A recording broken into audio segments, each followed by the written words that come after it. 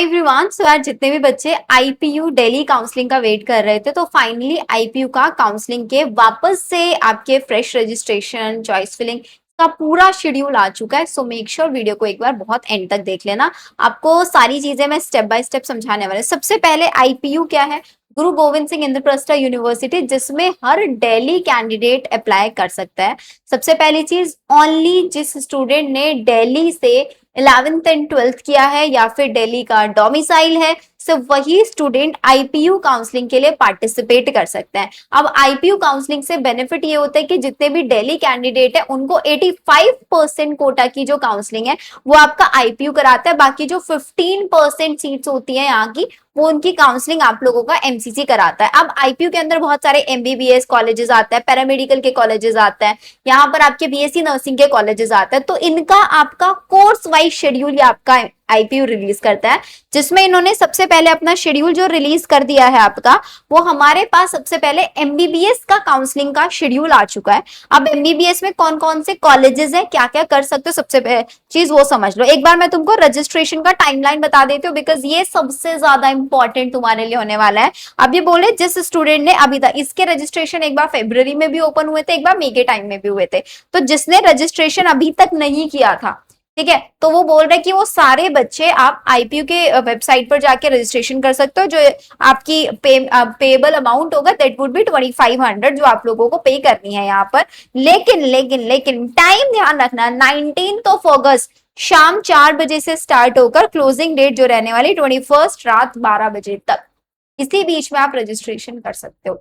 Second चीज, यहाँ पर बोल रहे कि candidate who have registered themselves for online counselling on GGS IPU and have paid the fees 2000, जिन्होंने पहले से ही 2500 रुपए फीस पे कर दिया था, अब उनको सिर्फ और सिर्फ, क्योंकि कल जब ये पोर्टल स्टार्ट हुआ था तब नीट यूजी का स्कोर कार्ड नहीं आया था, तो अब वो बच्चे अपने आईपीयू के पोर्टल पर जाके रजिस्ट्रेशन विंडो में अपना आईडी पासवर्ड से लॉग इन करो एंड वहां पर आपको सेक्शन दिख जाएगा upload your NEET UG score card and this is a mandatory option. Please ध्यान दो, सारे बच्चे उसको कर सकते हैं एंड फिर उसके बाद आप लोग अपनी चॉइस फिलिंग कर सकते हैं। तो चॉइस फिलिंग और रजिस्ट्रेशन का टाइमलाइन जो है सिर्फ 19 से लेके 21 तक ही रहने वाला है, ध्यान रहेगा। अब ये बोल रहे कौन कौन अप्लाई कर सकता है, इट इज इंफॉर्मेशन, यहाँ पे बोल रहे हैं it is information for all the seats of state quota की जितनी सीट्स है, जिसने 10+2 अपना 12 दिल्ली स्कूल से किया, क्वालिफाइंग एग्जामिनेशन पास किया नीट एग्जाम, तो वो सब एलिजिबल है। 85% Delhi quota seats MBBS program किस किस कॉलेज के अंदर, एक तो आपका NDMC Hindu Rao college, doctor Baba Saheb Ambedkar college हो गया आप लोगों का, इन सब कॉलेजेस के अंदर आप लोग 85% सीट्स के लिए एलिजिबल है। अब कॉलेजेस देख लो एक बार। सबसे पहला जो बीएमएमसी कॉलेज है, इसकी पूरी काउंसलिंग आपका एमसीसी कराएगा एमबीबीएस कोर्स के लिए।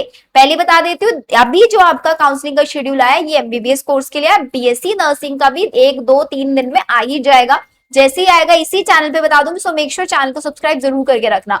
तो बीएमएमसी की सारी जो काउंसलिंग्स है, इसमें आईपीयू का कोई रोल नहीं है, सारी काउंसलिंग एमसीसी कराएगा। आपको एबीवीएमयू में जाना है तो यहाँ पर अटल बिहारी वाजपेयी, यहाँ पर भी 100% जो काउंसलिंग है एमसीसी कराएगा। एनडीएमसी में जाना है, अब एनडीएमसी में सबसे इंपॉर्टेंट समझ लो कि यहाँ पे 60 सीट्स है, जिसमें से 85% सीट जो है वो दिल्ली कोटा के लिए, ऑल इंडिया के लिए 15%। तो जो 85% है वो उनकी काउंसलिंग आपका कौन कराएगा, उनकी काउंसलिंग आप लोगों का आईपीयू कराने वाला है। तो अगर आपको एनडीएमसी में 85% कोटा चाहिए तो आपको आईपीयू के थ्रू रजिस्ट्रेशन करना है, ठीक है। The candidate who have study 10+2 ये सब बोले for all the 15% all India quota seats, वो आपका एमसीसी ही कराने वाला है। फिर इसके बाद डॉक्टर बाबा साहेब अंबेडकर, जिसमें से 125 सीट्स है, अगेन इसकी जो काउंसलिंग 85% सीट्स वो आपका कौन कराएगा, आईपीयू कराएगा। नेक्स्ट आता है ACMS and ESI PGI MSR, ये 2 कॉलेजेस है, जिसमें से सबसे पहले एसीएमएस के बारे में सुन लो। एसीएमएस में counselling of all the 100 seats, इसमें एसीएमएस कॉलेज एमसीसी से पार्टिसिपेट नहीं करता, एसीएमएस आईपीयू के अंडर आता है, तो इसकी 100 की 100 सीट्स की जो काउंसलिंग है वो आपका आईपीयू कराता है। लेकिन एसीएमएस में सिर्फ और सिर्फ वही बच्चा आपका एलिजिबल है जो कि एक आर्मी बैकग्राउंड से बिलोंग करता है, जिनका वे बोल रहे हैं कि the children of serving army या फिर एक्स आर्मी है, वॉर विडोज है, widows of the CRPF, BSF, ITBP, CISF, इन सब में अगर है ये सब एलिजिबिलिटी क्राइटेरिया, तभी आप एसीएमएस में अप्लाई कर सकते हैं। नेक्स्ट आता है ईएसआई से, जिसमें आपके अगेन 50 सीट्स है, जिसमें से the UG counselling 100% for admission ESIC conducted by the MCC ही इसकी पूरी की पूरी काउंसलिंग करा रहा होता है। ठीक है, आपने जो नीट यूजी में अपना कैटेगरी या जो भी डिटेल फिल किया था सेम यहाँ पर रहेगा, यहाँ पर आप लोगों का कोई चेंज नहीं होने वाला है। समझ में आ गया सारी चीजें, क्या क्या करना है। आईपीयू की ऑफिशियल वेबसाइट पर आप जैसे ही जाओगे ना बेटा, ये ऑफिशियल वेबसाइट है, यहाँ पर आपको ये शेड्यूल नजर आ जाएगा। रजिस्ट्रेशन करने के लिए पूरा विंडो आप लोगों को दिया हुआ है, मैं बता देती हूँ, एक सेकेंड। ये रहा, आईपीयू रजिस्ट्रेशन पर क्लिक करना है 2026। यहाँ पर आप लोग न्यू कैंडिडेट रजिस्ट्रेशन पर जाएंगे, लॉग इन आप अपना जैसे एमसीसी में किया था ना, सेम प्रोसेस है बेटा, बिल्कुल कर सकते हो सारी चीजें। आई होप सो कोई डाउट नहीं होगा किसी का। All the very best. And BSc nursing का जैसे ही आएगा इसी चैनल पे बता दूंगी, तो चैनल को सब्सक्राइब जरूर करके रखना।